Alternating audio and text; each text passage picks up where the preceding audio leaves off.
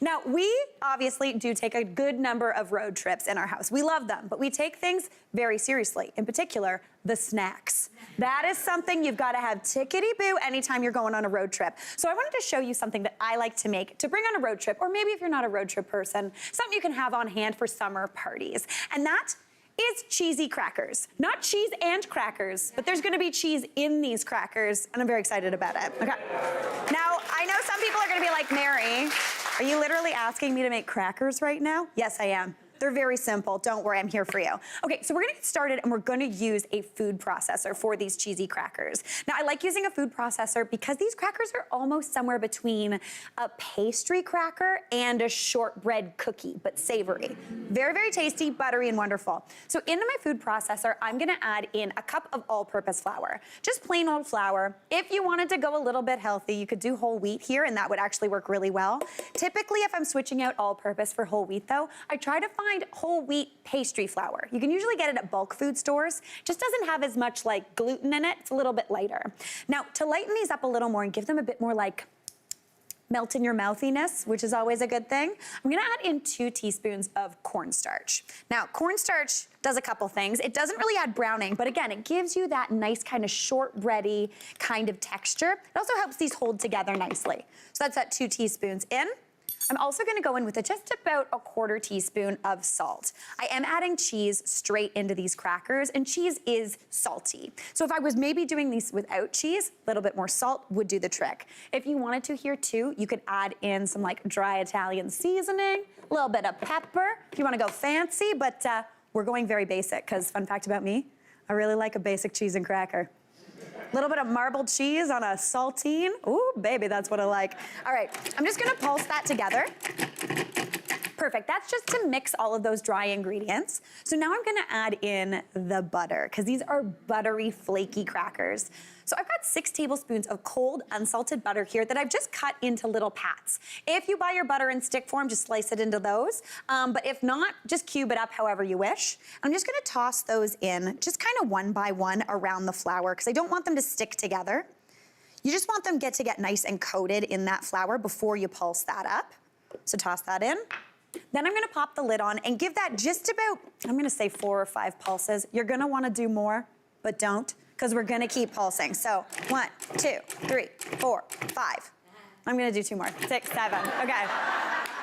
See, cooking, rules are iffy in my recipes. All right, now into there, because I want the cheese actually in the cracker, because there's nothing worse than when you're in the car and having to like DIY assemble something. I'm not in a car to build something, we're driving. I want a 1 bite and you're done. So I'm gonna add the cheese actually into the crackers. So I've got 1.5 cups of grated extra old cheddar cheese here. Now, if you're making these for kids, I would go with like an orange cheddar. Kind of make them look like those classic cheesy crackers. But if you wanted to go extra fancy, you could throw in Gruyere, would be really nice. Any sort of sharp cheese, even Parmesan, would be totally delicious. So I'm just gonna give that another couple pulses just to get that cheese worked on in there. See, this is why you don't over pulse at the beginning, because you have to keep pulsing. So Mary, stop. Okay. Now I need to add in some water, because this is essentially kind of like a pastry. So I need anywhere from about 3 to 4 tablespoons of water. So with the mixer, just pulsing, just add in, I'm gonna call that 1. I'm gonna call that 2. I'm gonna call that 3. It's looking good. Okay, so when you're making these crackers, just like if you're making a pastry, I'm gonna show you real quick with a pulse. If you look at the side of this mixer, watch the pastry or the dough kind of climb up the sides. See how it kind of climbs and then falls in? That means there's enough liquid in there.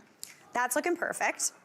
And what you wanna do, another way to test, is just grab a little handful. It'll be crumbly and look like a mess, but you wanna squeeze it in your hand and it holds into a beautiful dough. So that is looking perfect. There's still chunks of butter. There's cheese in there. It's gonna be a total dream. So now what I wanna do is pour this out and divide it into 4. So you can do that yourself, but I'm just gonna grab a little bit out and show you how I like to shape these. If you wanted to make all of this into crackers right now, this will make like 4 dozen crackers, which is a lot of crackers. And I don't know about you, but anytime I tend to have crackers on hand, half of them go stale. So I actually like to make this whole batch and then pop it in the fridge or the freezer for later. So grab that piece of dough, and then my kitchen nemesis, plastic wrap. Does anyone know how to rip plastic wrap effectively? I always end up fighting with it. Oh, actually, it was pretty good. It's my lucky day. All right. So just grab that dough, and you just want to bring it together and make it into a little log. Now, you can do that on the actual plastic wrap, but just give it a roll. What I like to do is almost treat it like a candy. So roll it out and then twist the ends. That's going to make it into a nice, perfect little log. And I like to divide it into 4, so you've got 4 little logs. So you want to pop that now into your fridge for at least overnight, up to a week. But if you want to make this ahead and have them on hand all the time, pop them in your freezer. They'll last for 3 months, and you can bake them straight from frozen. You don't have to thaw them, nothing like that, super easy. We've got some here that we did earlier. And I'm just going to unwrap that. And this is my favorite thing. If you want, for some weird reason, 1 cracker, you can bake 1 cracker and put the rest back on in that fridge or freezer. But I'm gonna slice this into about 12. You don't want them too thick or too thin. So just kind of give a knife, slice them into, 12 to 15. And they're gonna bake out, spread out just a little bit. That cheese is gonna melt. It's gonna get a little frizzly and crispy. Pop that onto a parchment-lined baking sheet. I like to use parchment here because of that cheese, because it tends to kind of get sticky once it melts. So just pop those down, and then if you're looking for a little bit of fanciness on your road trip, a little bit of my favorite flaky sea salt right on top. Again, here, if you wanted to, you could put rosemary in here. Rosemary and Gruyere would be delicious if you're having a fancy road trip. Then you want to pop those on into a 350 oven for just 16 to 20 minutes, just until golden brown and it smells like warm, delicious, crispy cheese. And you're going to end up with something that looks like these. These are so cute. They're so fancy. Look at those babies, right? Like, I'm very excited about these. Now, those are looking great. But I'm gonna show you something kind of exciting. So I made you make crackers. I know, some people are like, Mary, I'm never gonna do that. That's fine. But if you make crackers, you get to just buy store-bought dip. So I have got some store-bought hummus here. And what I'm gonna do is make it look like you made the hummus. You know what I mean? People are coming over, you're in the car, you wanna look fancy. What I like to do is transfer it into a different container that no one knows. Give it a little bit of a swirl just to kind of give it a bit of a, almost like a little, gulch? What's another word for a gulch? What's around, moat? Like a castle. There you go. Around the edge. And then just get some nice olive oil. If you've got that olive oil hanging out in your pantry that you're saving for a fancy occasion, give it a little bit of a drizzle right on top. Then you can top that off maybe with a little bit of lemon zest if you want, some delicious toasted pine nuts right on there. You could even throw on some olives, some chili. I like to do an extra little pinch of some cumin, because I love a little extra cumin in my hummus. Honestly, did I make it? No, but no one has to know that except for you and me. All right, that is looking beautiful. And we've got those crackers. Pop that lid on that, store that into a nice cooler bag so you're good to go. But I'm about to show you something that is gonna blow all your minds. I'm gonna introduce you to what I like to call the snackle box. And it is right over here. And it is a tackle box filled with snacks, which is very exciting. So you've got everything you need.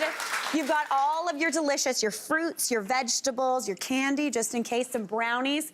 Why not fill the bottom with just way too much popcorn? Always a good thing. And then pop those beautiful crackers in with those meats. Right here, this corner, that's what I call the charcuterie board corner. Absolutely delish. I'm gonna give one of these crackers a taste. My snackle box is all filled up, so feeling road trip ready. Hey, Mary here. What did you think? Drop your comments below, and don't forget to like and subscribe for more of the good stuff.